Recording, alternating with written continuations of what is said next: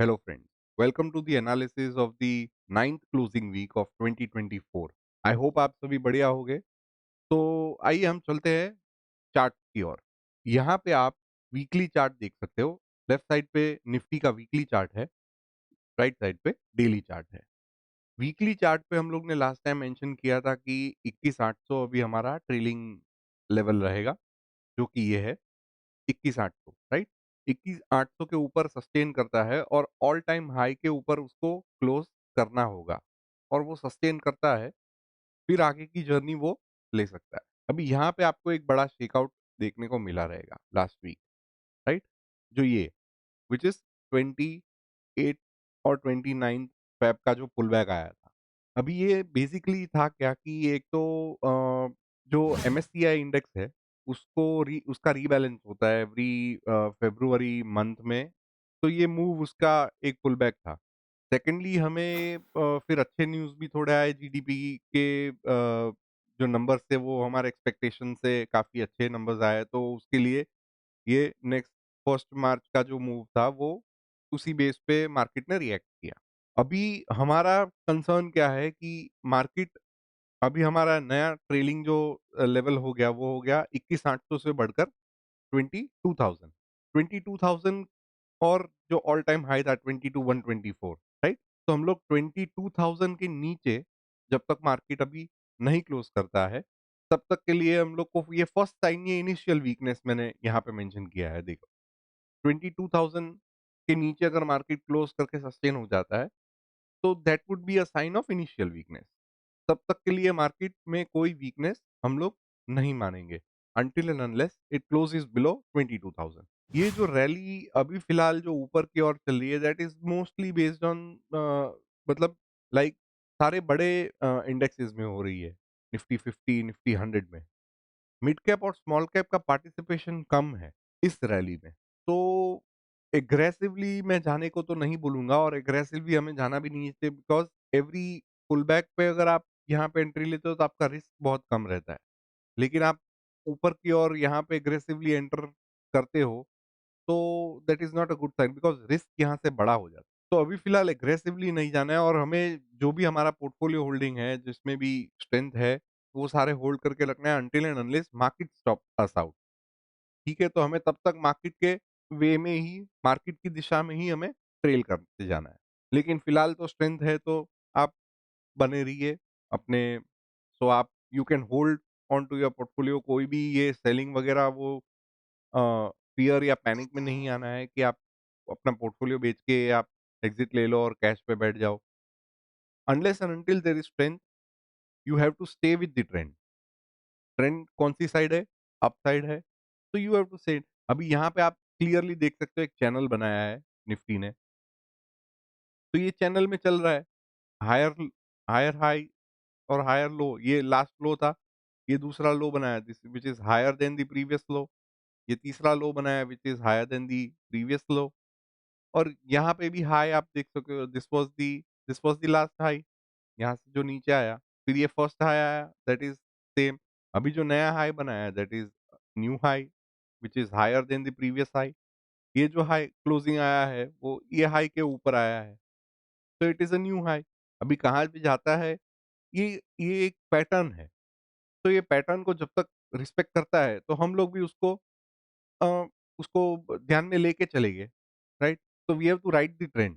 अभी यहाँ पे ये ऐसी-ऐसी जो फॉल्स आते हैं, तो उसपे पैनिक नहीं करना है।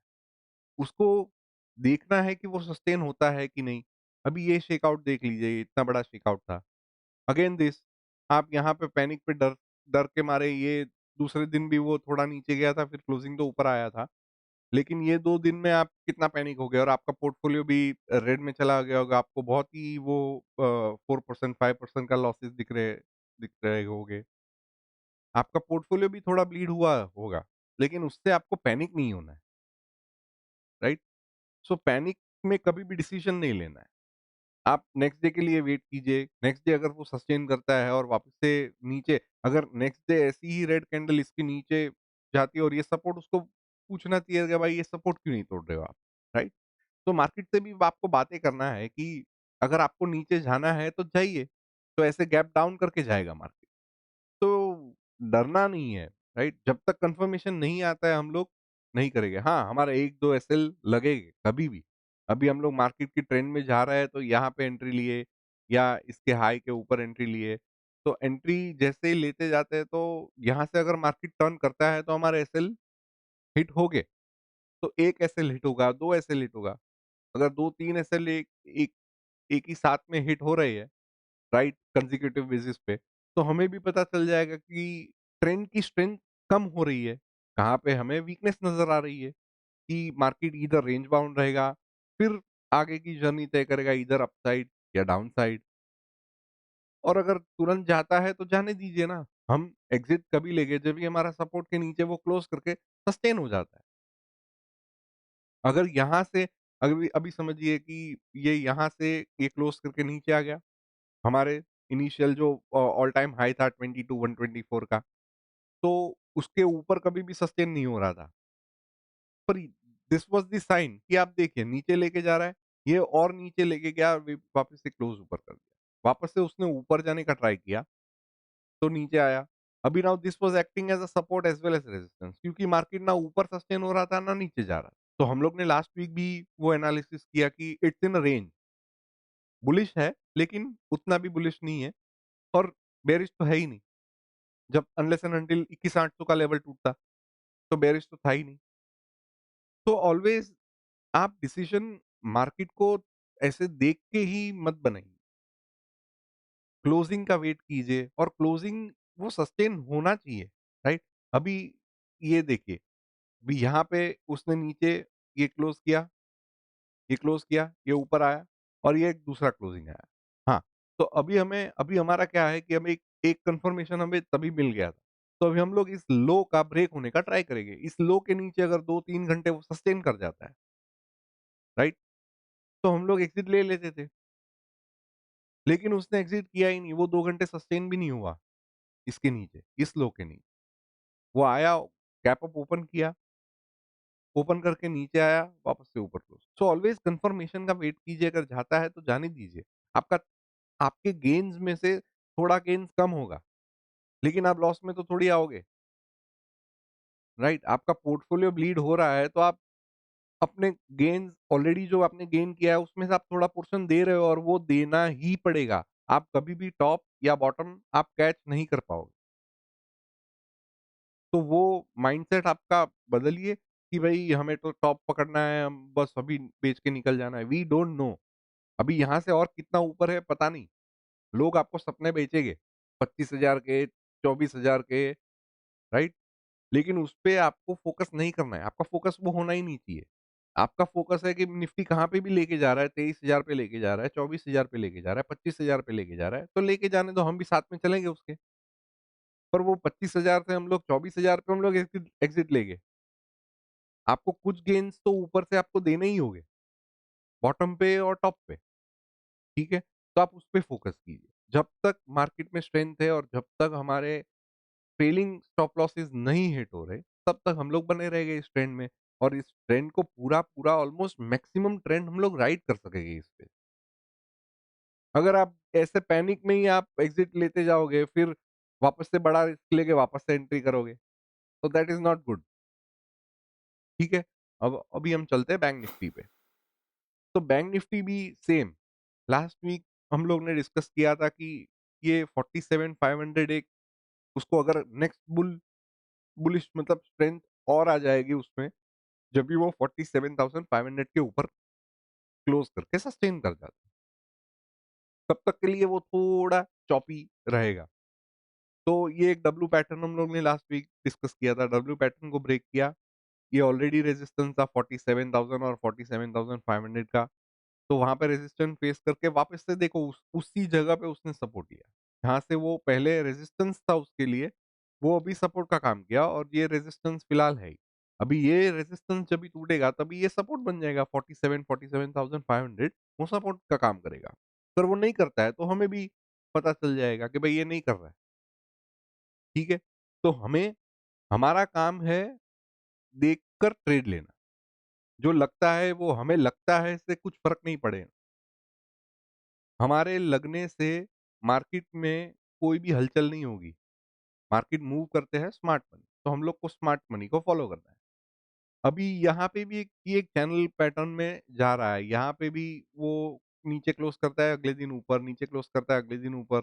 वैसे मतलब दीज लेवल, वो जो चैनल का बॉटम है वो कहीं ना कहीं सस्टेन कर रहा है।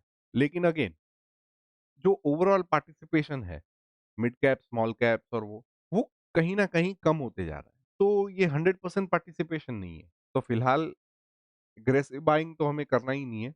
लेकिन अभी जब तक के लिए ये 47,500 के ऊपर क्लोज करके सस्टेन अच्छे से नहीं हो रहा है, अभी नेक्स्ट उसको क्या करना चाहिए, व्हाट वी कैन एक्सपेक्ट, कि व्हाट वी कैन सी, अगर वो यहाँ पे छोटा सा एक रेंज बनाता है उसका, आई शो यू कि वो यहाँ पे यहीं कहीं पे, अभी this was the last good closing, right? इसके ऊपर वो सस्टेन नहीं हुआ है दिस लेवल, राइट? वो लेवल क्या था? The level was 47,094 which is 47,100, right? तो ये जो रेजिस्टेंस लेवल है वही है 47,000 और 47,100 का, ये जो लेवल है,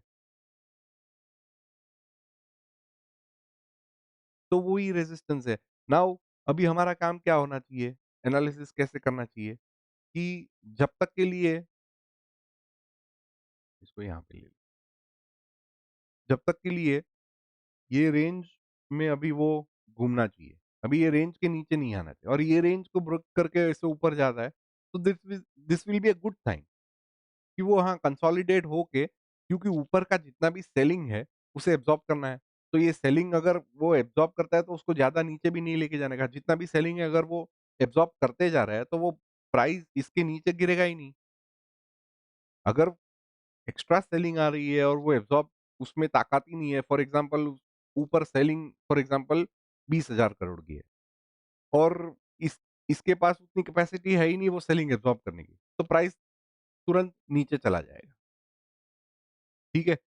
पर अगर इसकी कैपेसिटी 20,000 है और ये बोलता है कि मैं मेरे मेरे पास तो कैपेसिटी पूरी है, आप जितना भी सेलिंग करना चाहते हो करो, तो जितना भी सेलिंग आएगा वो सारा एब्जॉर्ब करते जाएगा, तो उसको प्राइस को गिरने ही नहीं देगा। वो यहाँ पे सस्टेन होके फिर ऊपर चला जाएगा। जब जैसे ही सेलिंग ये एग्जॉस्ट होती है, तो प्राइस सीधा ब्रेकआउट लेके ऊपर आएगा। ब्रेकआउट करके भी हम लोग कैसा करते हैं कि वी वेट फॉर कंफर्मेशन कि हाँ, वो सस्टेन होता है कि नहीं।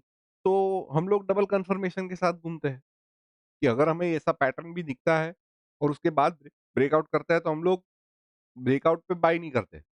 हम लोग ब्रेकआउट और उसके ऊपर सस्टेन करता है, तो हम लोग करते हैं। लेकिन आप अपने रिस्क पे फोकस कीजिए। आपका फोकस कहाँ पे रहता है? कि टारगेट पे, कि कहाँ जाएगा, कहाँ जाएगा उसको लेके जाना, हम लोग तो उसके पीछे जाने वाले हैं, वो जहाँ भी जाएगा।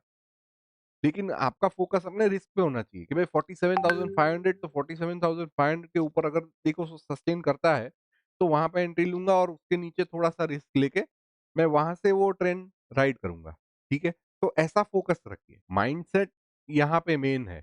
एनालिसिस करना और यहाँ पे आपके बताना, वो आपको यूट्यूब पे 500 लोग मिल जाएँगे। लेकिन आप अपने माइंड को पहले ट्रेन कीजिए कि भाई क्या दिख रहा है? क्या पॉसिबिलिटीज़ है?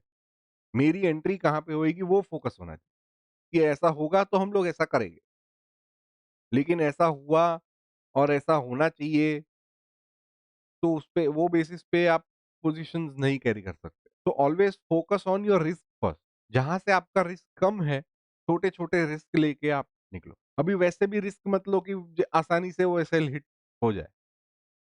ठीक है, अभी 47,500 के ऊपर जैसे ही क्लोज़ करता है, आप वहाँ पे एंट्री लेके 47,500 के नीचे क्लोज़ करेगा, तो मैं निकल जाऊँगा।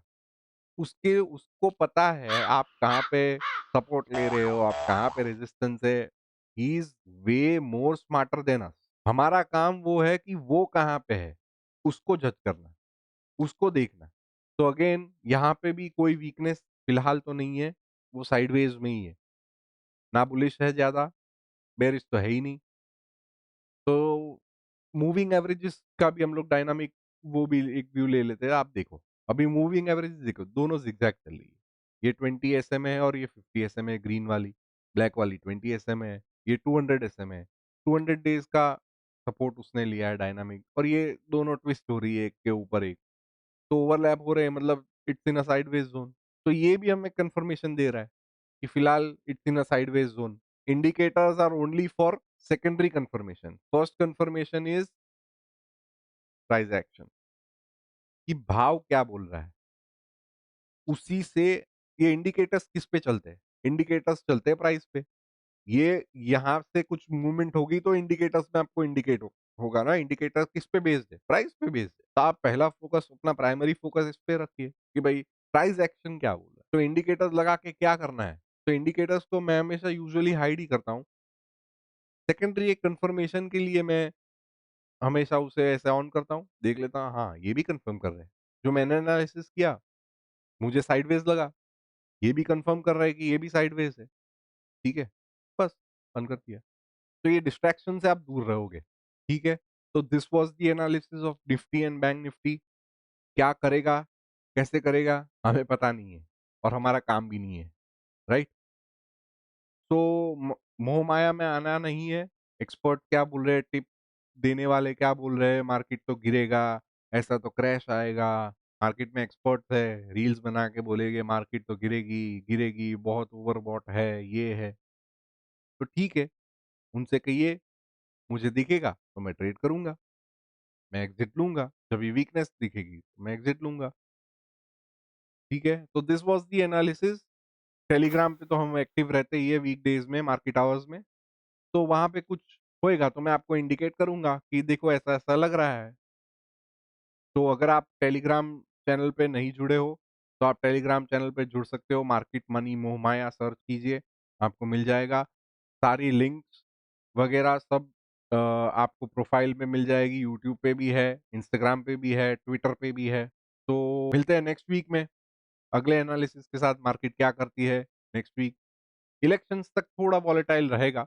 जब तक आपको राइड करने मिल रहा है तब तक राइड कीजिए. ओके, मिलते हैं next week. Thank you very much.